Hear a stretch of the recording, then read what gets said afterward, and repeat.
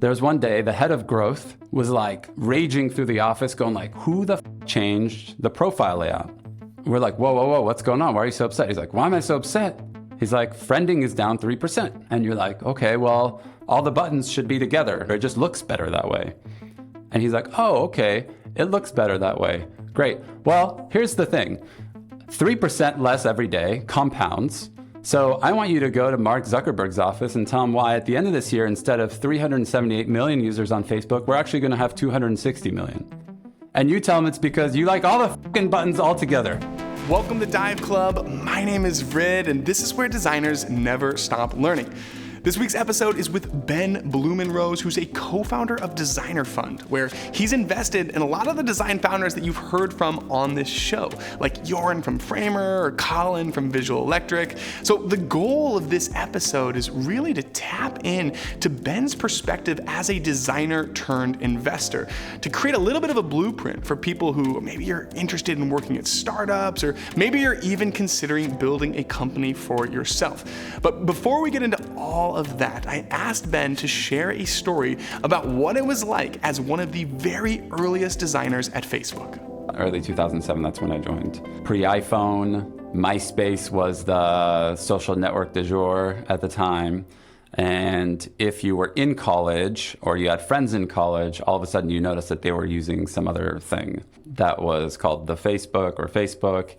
It had a Mark Zuckerberg production at the bottom. It looked undesigned, right? It looked almost like wireframes. When we started talking, I would say there were 4 or 5 designers and about 25, 30 engineers. That was the crux of the people building Facebook at the time, right? So the kind of responsibility you got as one of the few designers was typically like one designer would build profiles, another designer would build the Facebook platform, another would be newsfeed, another would be photos. You're probably working closely with 7 or 8 engineers on a number of different roles.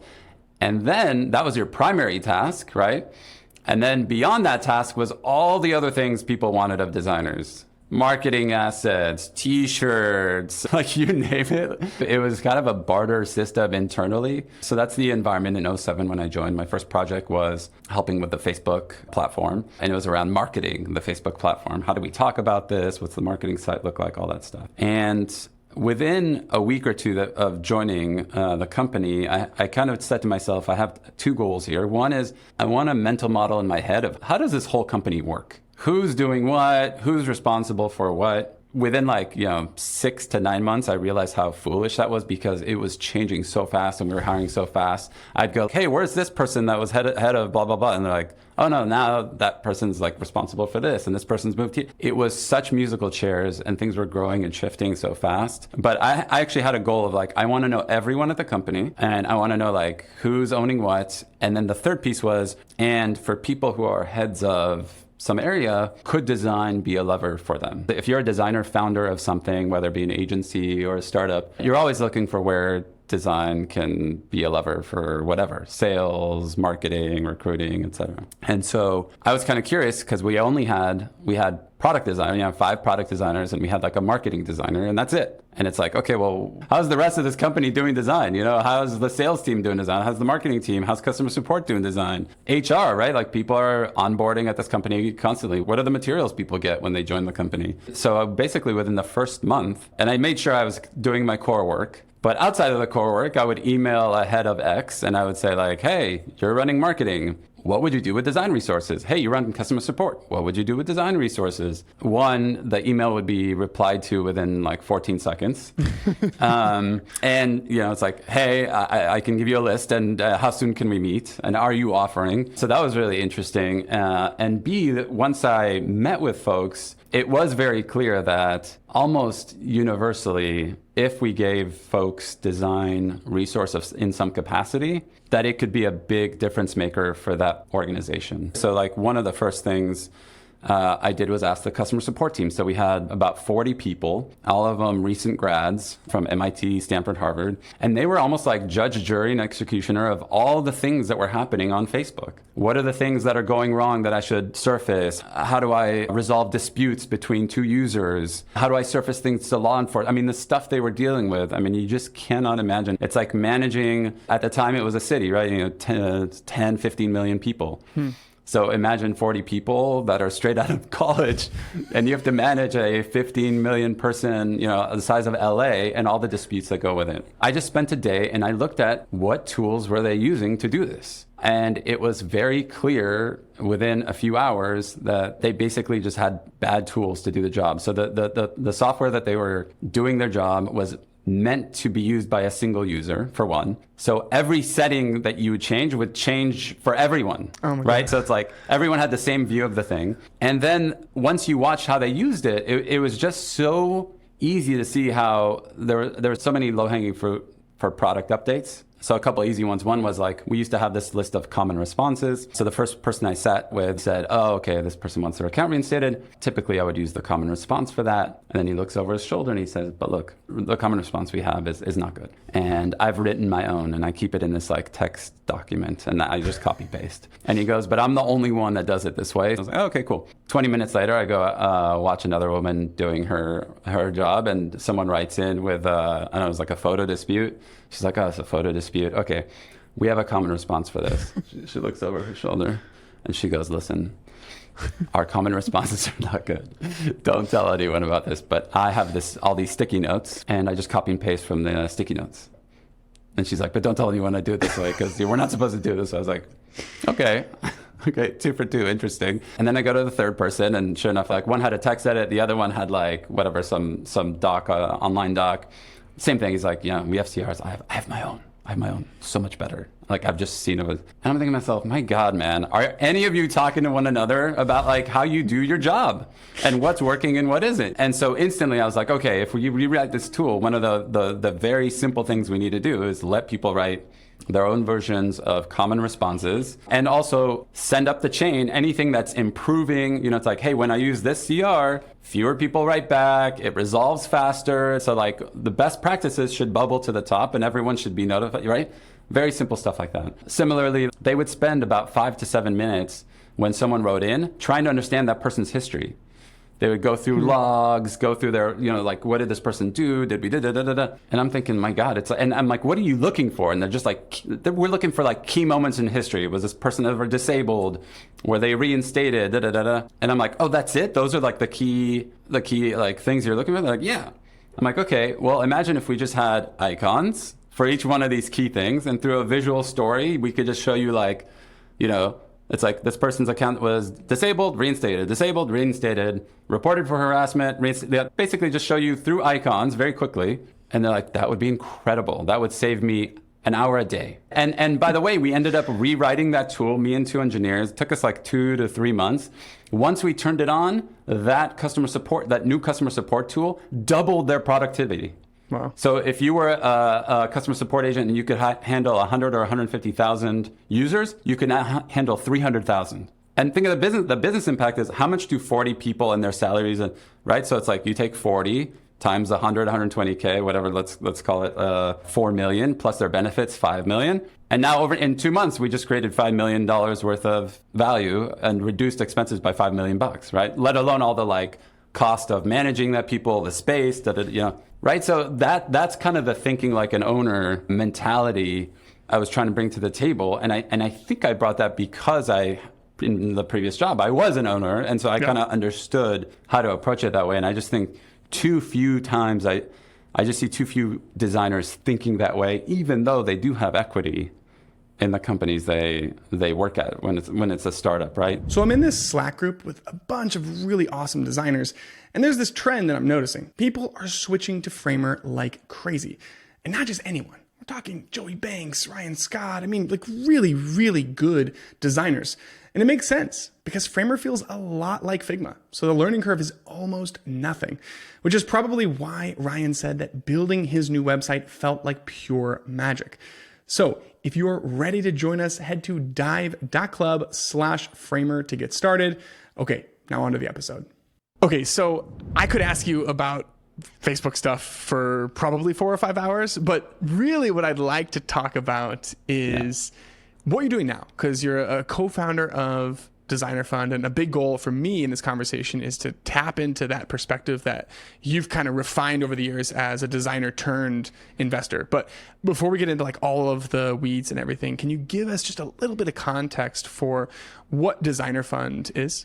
I had this experience at Facebook where with every year that passed, I just like fell deeper and deeper in love with the whole thing, with Facebook, with startups, with the impact we were having, with the impact design could have at a company, with engineers, with the idea of like people having equity in their company and what that does. And I just thought, my God, like what an incredible way of working and building companies and all this stuff. And the more I fell in love with Facebook and what we were doing, the more I got frustrated and angry about my design school upbringing. Because basically I was like, wait a second, I'm experiencing this thing. And it almost felt like I stumbled into it. You know, I was like, someone reached out to me and they're like, hey, come see this thing. And all of a sudden it's like, it opens your eyes. You're like, wait a second, this is the way. And why weren't we told about this? I studied at UCLA, so it's not that far away, right? A couple 100 miles, 300 miles. I was like, why weren't we told about this magical way of building companies and running companies and all this stuff? So it was like these two threads. One is like more excited and happy and amazed at like what we were building, and also more frustrated and angry that this was like this thing that was kept from us. Well, then another thing that was happening is I was starting to get more startups reaching out to me, asking me for design help, because all of a sudden, like, Facebook gets successful. People are like, who are the leads of X? And let's see if they can help us. And here I was like, wait a second. I thought this was the magical Silicon Valley way of building things. And it was around year 3 or 4 where I was starting to find out, actually, no, this is a Facebook thing. And maybe a few other companies have it, but it's not a Silicon Valley thing by any means. And design is still largely an afterthought in Silicon Valley. By the way, the folks that are building in Silicon Valley now are building the future of the world. The healthcare companies that we're all going to require, the education companies that all our kids are going to, and their teachers are going to rely on, right? The financial service companies that we're all going to need. All of a sudden it dawns on me that designers are not part of the conversation. They're certainly not investing, and they're very often not on the receiving end. And the people who are receiving investments from Silicon Valley are often people who don't really value design. They kind of see design as a thing to, like we can add later on, right? Whether that be make the product look a little nicer or some flashy marketing or whatever it is, it's an add-on. And so that's what got me to start investigating Silicon Valley and investing, and what are the backgrounds of investors, and what does the ecosystem need if we want to move to a world where companies value design early on and bake it in early on. If that's the world you want to build, you're not going to be able to get that by staying at Facebook. So that was why we started DesignerFund, is because we have this vision of the world where the next generation of great companies value design and invest in design and use design to do right by people and society. And we could only do that by creating our own fund. What do you believe about where design can make the biggest impact for startups that shapes the way that you craft an investment philosophy? When we were starting out, it was kind of this belief that design was where value was created, that technology eventually gets commoditized, and basically like take any company or any problem and you layer design and it's going to be 5 times more valuable. And the reality and the way we've thought about it over the years, that's a more refined way of thinking about it, is that industries kind of go through this cycle. And I think we can look at AI as a way to look at this cycle. So when you start out, there's often like fundamental technology that needs to get invented, right? So in the terms of AI, it's like we have all these like LLMs and fundamental technology that just needs to make the thing work, right? And if the thing fundamentally doesn't work, no user experience that you layer on top of it matters. So another example is like Waymo. I was thinking about like things that if you live in San Francisco, you've maybe started to use these self-driving cars. I just took my first one. It was quite an experience, actually. Incredible, right? So, but the problem, so if the fundamental experience, like let's say you came in, beautiful music plays, there's a nice little button, hey, Michael, please buckle up, great, press the button when you're ready, okay, great, I'm ready, boom, crash right into a tree within 3 seconds, right? It's like, okay, Mike, please exit the car. So the fundamental tech needs to work, right? And there's a lot of work that it happens when an industry is nascent, where we build the fundamental technology. As that technology gets built, slowly the user experience layer is where the value accrues more and more. And so with AI, I always laugh. It's like with new industries, you can almost bet that the first UI that engineers are going to use is the terminal, right? So basically it's, 50 years old, 60 years old now, text input, blinking underline thing, waiting for you to like type something, right? So it's like, hey, we created this thing. It creates images automatically. How should I input what I want? Oh, write it down. A room with a sunshine and blah, blah, blah, and a candle looks sort of like this, right? It's so clear as day that that's when engineers own an industry, when it's a text input UI. As the tech gets better and better, and we can argue whether an AI like the LLMs a lot of them will get commoditized and whatnot. But then the user experience layer is where a lot of the value is going to accrue to, right? So in the case of a product that helps you create marketing images, as an example, you want to have a lot of control to create that image. And there's a reason why Photoshop doesn't work as a text input product or Figma, but actually it's let me create shapes and colors and put them where I want and define these things using a very sophisticated user interface, right? Because that gives me the control over the output. And right now we're in a space where, with these AI tools, where a lot of the times you'll try to explain something to the tool and it gives you an output that's 80 or 90% of the way there, and then there's no refining.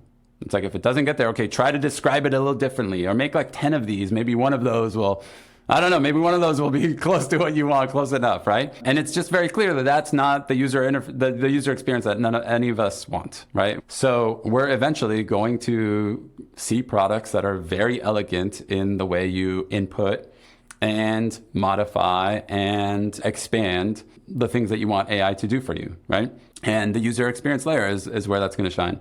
And then eventually industries get to a place where all of a sudden you have dozens of products that are well designed. This is kind of the mature phase of an industry. So like I would say like consumer social is probably in that place. Yeah. Where good user experience becomes de facto.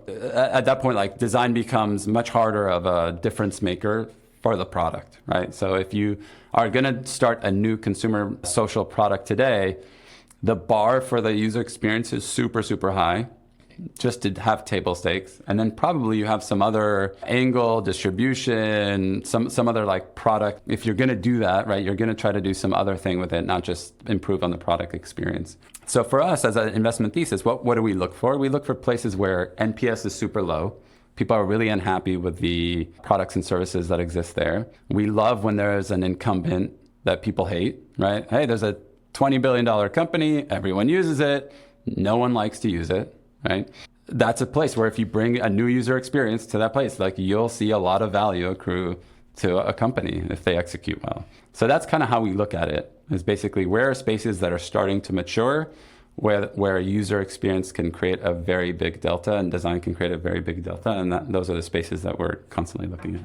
Is there an example of a recent investment that you've made that can kind of paint the picture of that criteria? I mean, sure, yeah. Look at Visual Electric, right? Like I've looked at a lot of visual design creation tools. A lot of them are exactly what I described, a text input into the thing. Visual Electric does start with that, and my sense is eventually we're going to add other ways of inputting. What they do beautifully, though, is once you've created the first thing, the ability to modify and adapt and iterate feels much more like a design tool as opposed to this like image creation tool, right? And for designers, I think they instantly just gravitate towards a tool like this, or like kind of that way of building. So that's an example where I just think it's very clear to me that these tools that we want to create images, we want easier image creation, they're going to feel a lot more like a tool like Visual Electric and much less like a text box that just like pumps out an image and then you have to like write a text box again, write a text box again, write a text box again. We had Colin on just a few episodes ago. So it's kind of interesting timing to see the other side of the table now with like the investor perspective. Yeah. You also were one of the early investors in Framer, and Right. we had Jorn on, was one of the early episodes here. So can you tell that story too? Like, why did you invest in Framer where, that criteria wasn't exactly the same? So I'd be curious, like, how you evaluated the opportunity, what made you excited to partner with them, and then maybe just anything you want to share about like what that process was like, as a lot of the people listening probably haven't actually went through a fundraising round before. So one other lens that we think about when we're investing in companies and people is basically, are these the people that have the ability to build the best-in-class product in this space? Kuhn and Jorn are like, I worked with them at Facebook. They're second to none. Like, when it comes to building design tools and creative tools, if you basically told them, I'm not going to pay you anything, what are you going to spend the rest of your life on? They're still going to do that. They're still going to build and design like design tools. Like, it's like in their blood at this point, right? And so I love founders like that, where it's just like they're obsessed with this thing and they're really, really good at building. Because when you're really, really good at building, it makes everything else easier, right? Sales become easy. Distribution becomes easier. It's not to say that it's for sure going to win. We have plenty of examples where the best products don't win because they get outmaneuvered through distribution or price or all these other things. But man, it makes everything else easy. So one thing is just like, okay, Kuhn and Jorn are starting a company in the design tool space. You almost have to talk yourself out of that. So I'm almost already starting with a de facto, we'll write a check unless there's something scary or weird or whatever. Their thesis at the time was basically that prototyping was design, and that the idea that we would first start with kind of a visual design for a lot of the products and services that we build, and then take that into a prototyping tool, and then take that prototype and then turn it into a real thing. Their belief was just like, that's not the future of how we build products and services, and that designers would much rather just start with kind of building a thing you can play with and interact with. Having come out of Facebook, a place where a lot of the best builders and designers at Facebook kind of had this mentality where it's just like, just build the thing. It wasn't even prototyping, we just thought it was like, build a rough version of the thing, let me play with it, and then I can tell you if it's like good or not. Because Photoshop, it's just like, you can make anything look good in Photoshop, you can make it look, kind of feel the way you want to feel, whatever, but it's like, until I get like real user data, and until I feel like the way it like goes from screen to screen, it's very hard to react to a thing. So we often, at Facebook at the time, we would just like build the thing right out the gate. And so they said, like, if that was what the best people were doing, that's where the industry is going to go. And to me, that made a ton of sense. If we could do that, why wouldn't we, right? And that was enough for us to say, okay, like someone's going to build the next Adobe, why not them, right? Okay, so let's talk to someone who's listening to this and they have this desire internally to be the next Jorn Kuhn, create the next generational company. Yeah. Let's assume that they have some of the obvious boxes checked. Like they have domain expertise, they understand and care deeply about a space, they have pinpointed a product that is addressable, but also has like a big enough TAM to get you excited. So what are some of the other things that a first-time founder could do on top of that baseline to get you to the point where you would be really excited to partner with them? So there's a few archetypes of designer founders.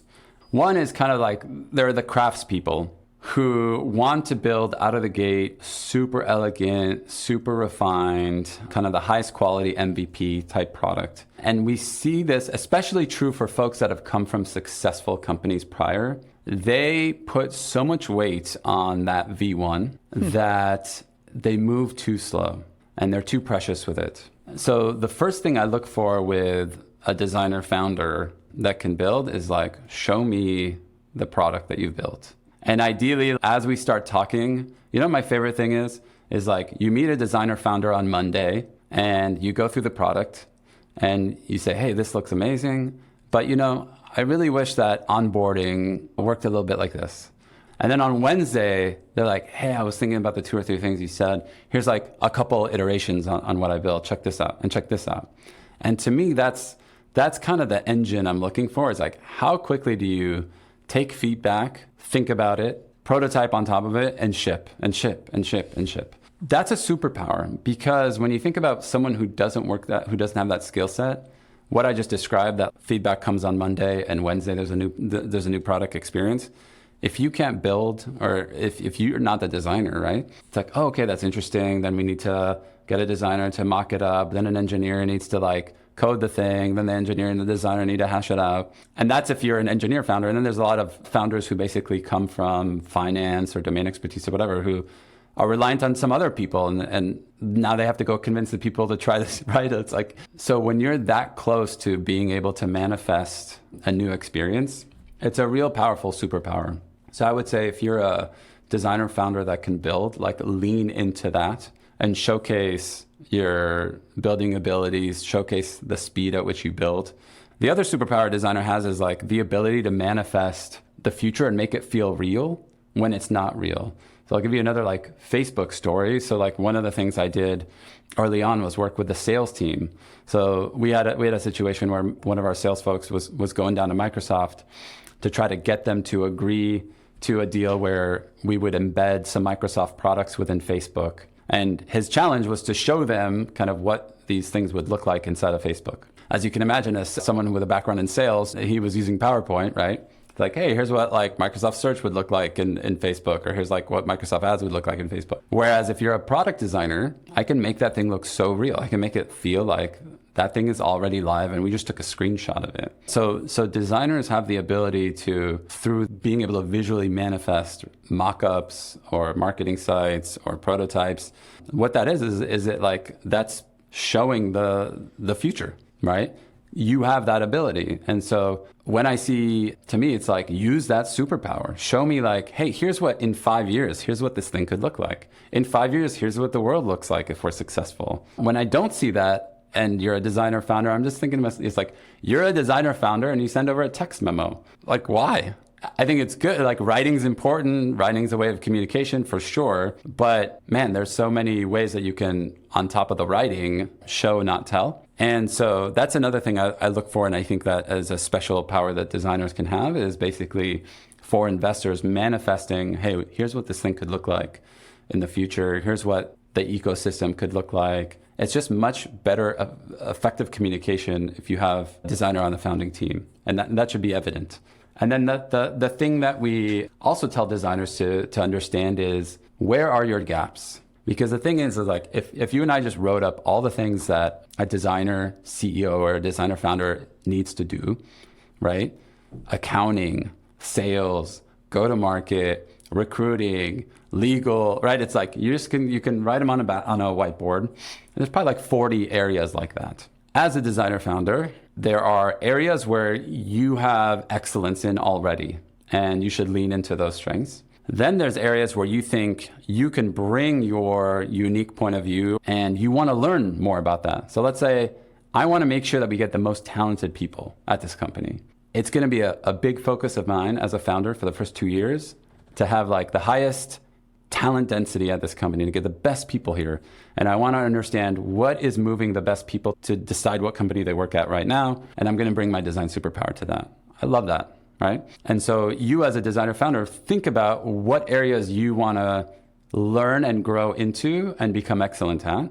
And then understand what are the areas where you're like, I'm not fucking touching that, right? Legal, I don't know shit about it. I'm just going to hire like an incredible legal firm. I'm going to know enough to be dangerous. I don't need to bring my whole like design worldview to legal and redo our legal docs, and maybe we can have a different legal process and blah, blah, blah. Choose the areas that you're just going to outsource and have them be done good enough so that you can be excellent in the other areas. And that's really important, because I think oftentimes what we see is designers basically just have a total gap. They focus on product, they focus on marketing. They have gaps in things, distribution or price. You know, it's like, hey, how are you going to price a thing? I'm not really sure. It's like, okay, what are other products priced at? I'm not really sure. What? You're going into space. You don't know what everyone else is charging for the thing. Do you even know that the thing you're building is can you actually profitably make the product you're making? So I think there's things like that where oftentimes a designer founder, because typically we don't come from business, or we don't come from these other areas, that could be real gaps. As designers, what do we love? Blank Figma files and, blank Notion docs and the ability to create those. But, give you a spreadsheet and it's not exactly like, hey, interpret this spreadsheet and what's working well and what isn't. Is like, for most designers, that's not how they want to spend a Tuesday morning, right? And so they just avoid it. And I think that it's like you avoid it at your peril. because those things, if you get them wrong, can really kill a company. I would urge designers to understand all the different parts of what it takes to build a business and understand where you're going to be excellent, where you're not, and then get people, whether it be investors or partner, you can get partner, like we outsource our accounting, we outsource our back office. And so find good people who can do that for you and don't spend the vast majority of your time on the other areas. And the last thing I'd say is like where you're working right now is an excellent place to do a lot of that learning. I hear from a lot of designers that they're like, sales, who wants to like spend time designing sales? Decks. Who wants to design decks?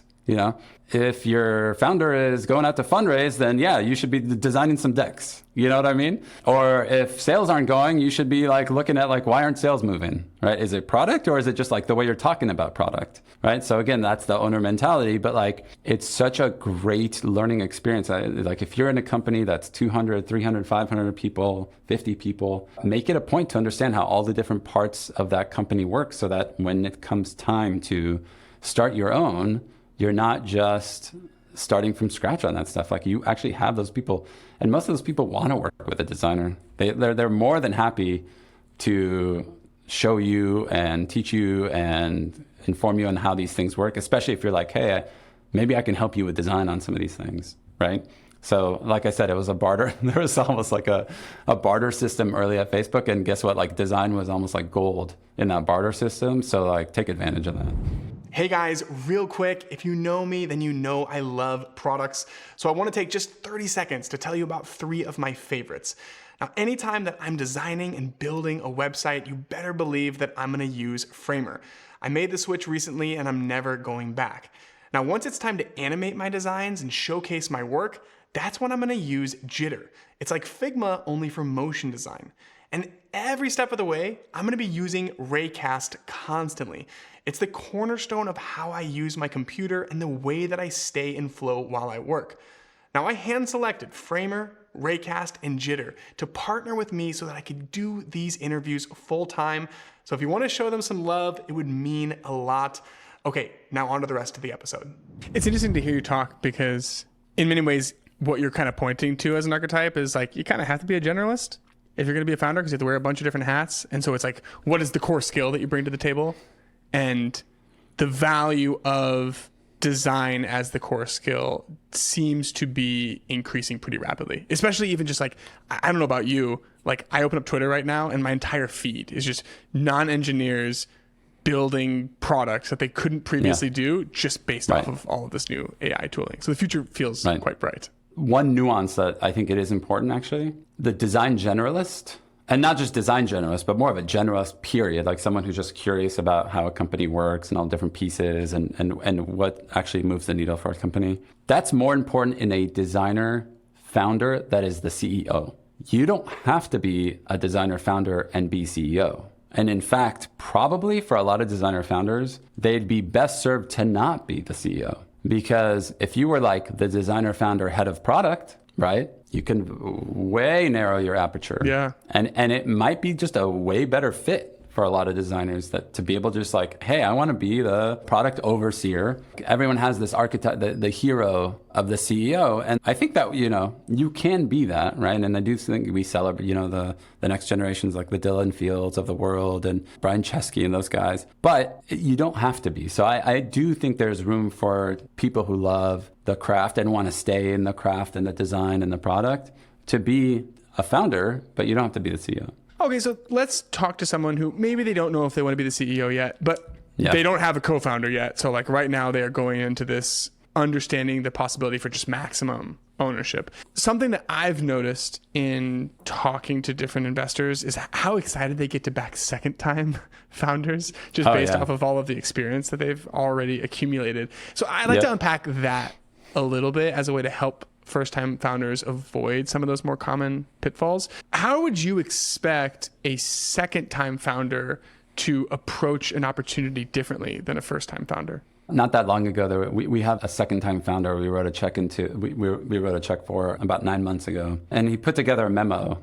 He's not a designer by background, but it's so clear that he's a second-time founder because as you're reading the memo, it's like every question that you start having in your head, he like nips it at the butt. Like he just like anticipates and addresses it right away. Things around distribution, things around how we get our first few customers, things around when we get our first few customers, what's the cadence that we'll be working with them under, how long to work with them before we charge, how we think about pricing. And it's just there's someone, they've gone through the paces, and they've learned all the hard lessons, and they address them before they get started. And so I do think like some people just learn on the job. As a first-time founder, they're learning a lot of those things that I just told you. But I really do think that if you are at a company, especially at a startup, you can learn a lot of those lessons now as a non-founder.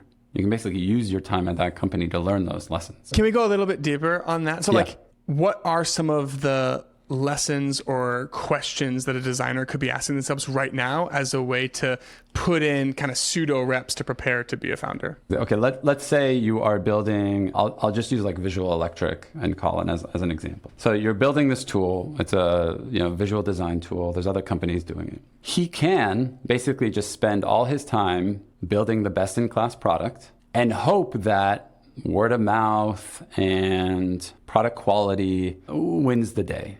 But the reality is that it probably won't. It'll help, but it probably won't. And so what I would expect from someone who's like a more seasoned founder, for example, for a product like this, is like distribution. How do we get this thing in front of as many people as possible, as quickly as possible? So how do you figure that out? Well, you should be talking to like people who are making images. So let's just take marketing images as an example. Who are all the people making marketing images as their day-to-day job? What are the workflows they're doing for those marketing images? And how do we make sure that Visual Electric is like top of mind when they're doing that? And there should be a whole strategy around making sure that either we have partnerships for workflows. So like, I'll give you like an example. This is not one I've talked to Colin about, but this is like an example of like, we use Contentful as our CMS at DesignerFund. We write a blog post, right? And we have a header image for each blog post. Before I publish a blog post, somehow I have to create a header image. Well, guess what? Contentful, once I've created a blog post, they can do one of three things. One is just ask me to upload an image. One is they could say, hey, we've actually created an image for you. And they could use some whatever, API to some like auto image tool. Or another is like, hey, we have this embedded Visual Electric experience. Like based on your blog post, here's an example of an image. If you don't like it and want to modify, iterate, whatever, it's like embedded right here for you. So that's like one distribution example. There's probably dozens of these kinds of things that if you're a second-time founder, you're out the gate thinking, if we build the best-in-class product, how do I get this in front of as many people as possible? How do I build the partnerships? How do I create word of mouth? How do I get people to share these images? How in the product do I get you to bring in other people from your team and make that easy? One of the things that Figma did so well early on, the first few projects that we saw Figma coming to us from were these like people who were full-time employees at big companies who also freelanced, who were using Sketch for their full-time company, but using Figma for their freelance work. And so I would say, hey, we need this like image. Can you send me the sketch? And they're like, oh, actually, I'm using this thing called Figma. Here's the link. And after that happened 3 times, I said to myself, oh man, this is going to be the future. Like it's like, oh dang, yeah, right. And so what was so good about Figma is they didn't put. If you're a freelancer and you're trying to like come up with a new way of working, if I charge you an arm and a leg for it, you probably won't adopt it. But if I let a freelancer use Figma for free and made it full featured, at a certain point, you're going to come back to your company and say like, what are we doing not using this thing, right? And then you're going to bring it to your team. And then once your team starts using it, then Figma should be stepping in and say, hey, Google, guess what? 35 of your designers are already using Figma. You want to make sure it's secure, right? You want to make sure it has all the features that you probably want. Here's what that would cost. Knowing how you're going to run that process, knowing how, like, what are the features you want to keep on or turn off? What do you want to gatekeep? How do you want to, like, that usually comes with some sort of, having gone through the grinder a little bit, typically. Someone that's just kind of been through it. And it's either someone that's been at early stage startups for a while and just been close to that, or someone that's tried their hand at a company and failed once or twice. Before we move on, are there any other mindset shifts that you think designers would have to make in order to be a successful startup founder? I think building something that people will pay for and thinking like a business. A lot of designers kind of think first around what would be like something someone will use. They want to build like fun, cool products. Like we get a lot of designers who want to like do travel apps. And so the question is, what's the business here, right? And I think too often designers basically just come at it from hey, we're going to build this product, we're going to explore, we'll see what happens. And they really aren't kind of like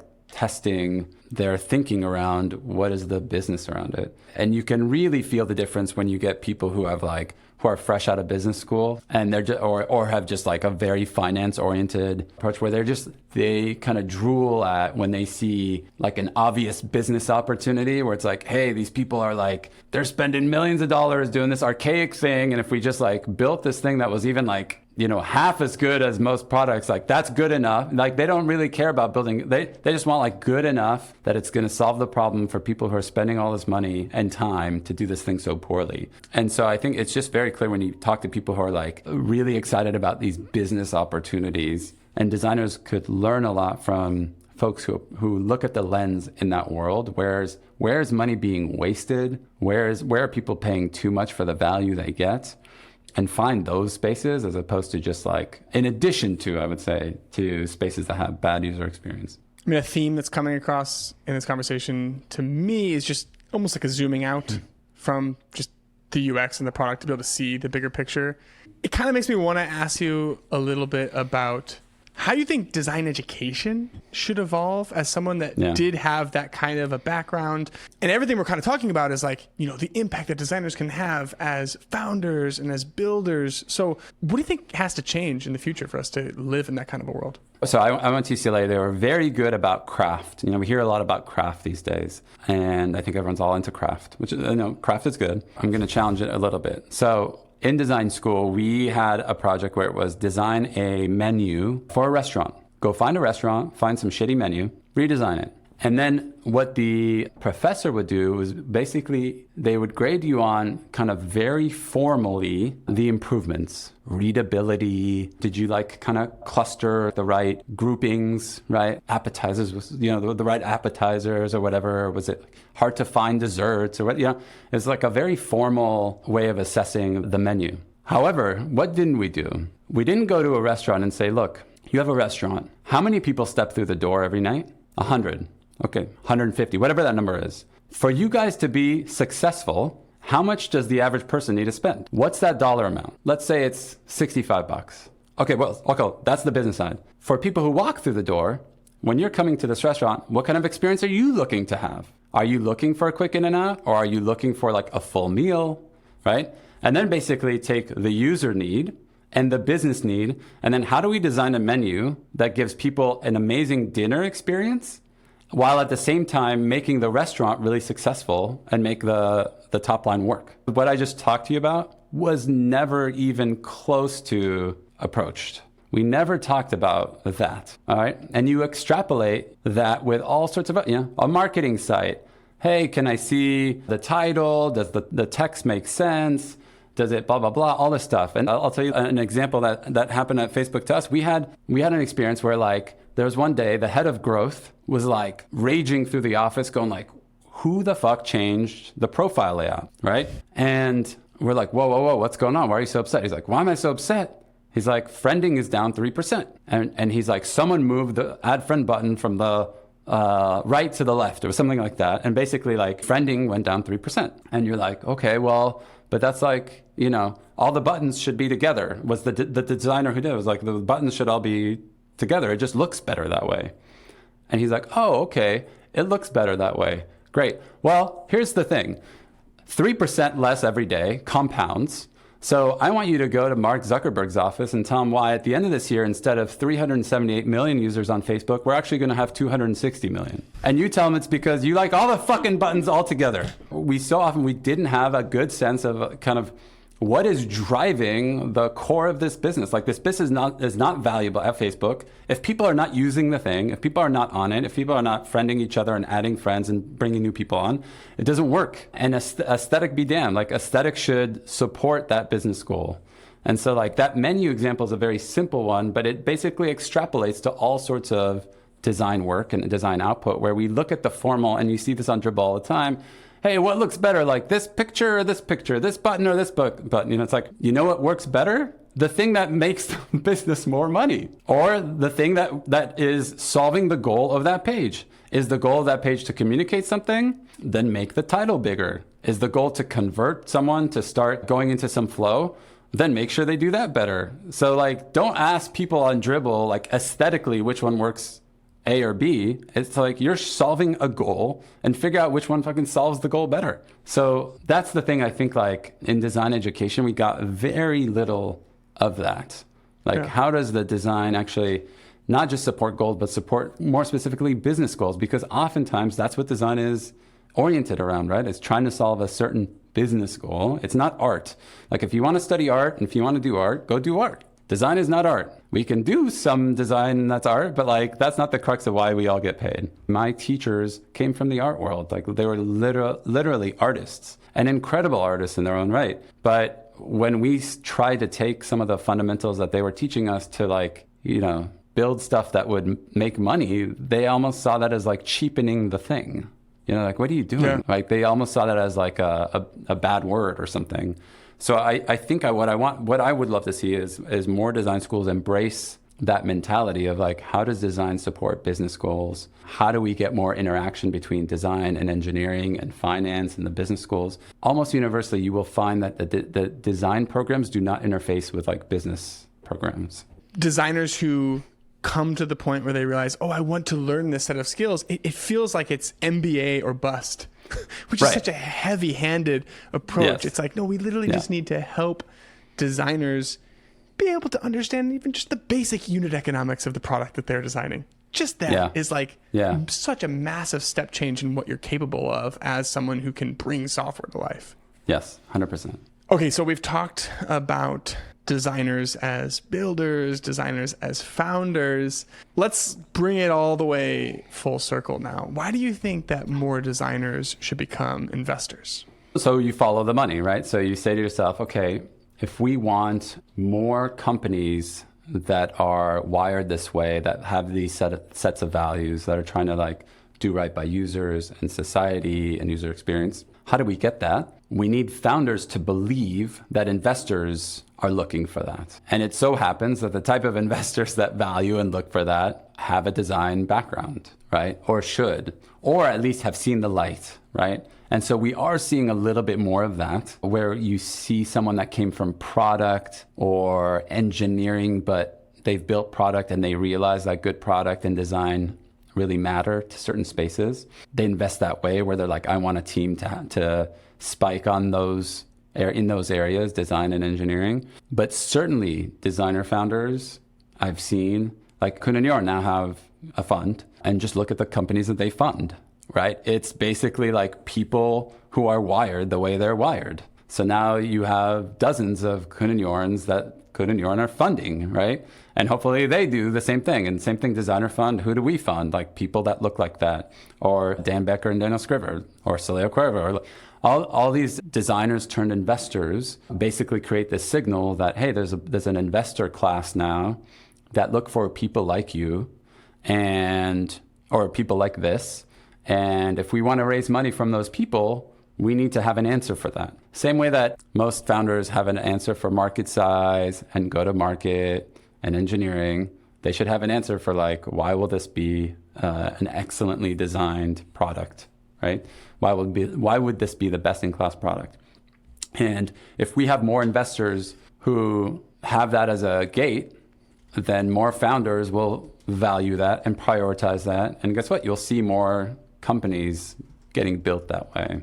And so that's why we're really excited about trying to get more of the ecosystem to value design and trying to get more designers to realize that investing is not so scary, and that a lot of the tools and knowledge that they have is already right there for them to make some investments. And if we get more designers to become investors, I think we'll get more of the kinds of companies that are building the software that we all want, that are focused on the types of problems we want these companies to focus on. Okay, so before I let you go, can you share a little bit more about the vision for DesignerFund, what you're working on right now to kind of address some of these shortcomings or opportunities to pull more designers into the market? Our third fund is 2 years old, and for the last couple of years, we've experimented with this product called DesignerFund Partnership, which is basically our way of letting anyone apply for investing from DesignerFund. Typically, it's all referral-based, and what we've noticed is that if we create a moment in time, whether it's usually about a month, where we let anyone apply and give us a bunch of data about what they're building, it lets us assess very quickly and give people much quicker response, yes or no, or we want to know more about this thing. And it also gives access to capital to people who often have not had access to capital. So people who might not have a warm intro or whatever, it's like we're going to look at everything the same, right, through this like application period. So that was this concept of a designer fund partnership that we've created. We've done it twice now. And I think when this episode comes out, we'll have already announced the third instantiation of this partnership product. And what's really great about what we're doing this time is we've actually invited about 16 designers who are amazing designer leaders in their own right, who also angel invest or advise companies formally. And those folks are also going to be looking at these applications, and you have the opportunity to be seen by these designer angels, and they can write a check alongside Designer Fund, or they can even write it independently. And this experience will also let us disseminate our diligence process to these 16 folks so they can see up close what does it look like for a fund that's been doing this for 10 years? How do we assess stuff? So we can help them learn how to do this well. They can get a bunch of reps in. And once they learn, then hopefully they can teach other folks, or we can bring more people into the fold as well. So it's, we talked about like, what's the future of design education and learning by doing so. It's like, how can we create more of these opportunities to learn by doing for the people who can really influence the ecosystem? So I'm really, really excited and hopeful that this isn't just a kind of a one and done, but is kind of laying the foundation for more designer angel investors, more designers turned investors to teach and learn from one another, to create more sharing of deals, sharing of opportunities, sharing best practices, and hopefully we can continue to expand the universe of folks that do this well. Well, for anyone who's listening is interested, we'll definitely have a link in the show notes, and you can check out everything that Ben's doing with Designer Fund. Ben, thanks for coming on and just sharing what you've learned over these years. I mean, this is a fantastic step for people who are listening who do have some kind of an interest, or maybe have this idea that they're thinking about, or maybe they're wanting to get a little bit more into investing. I really appreciated your perspective, and thanks for taking the time today. Amazing. Thank you for having me on. And yeah, look forward to seeing how people respond and any questions they have, but really appreciate the opportunity. Hey, it's Rid. Don't forget, if you want to go even deeper, each week I send an email out to over 10,000 designers with bonus resources and key takeaways from these conversations. So head to dive.club/email to sign up. Okay, I'll see you next week.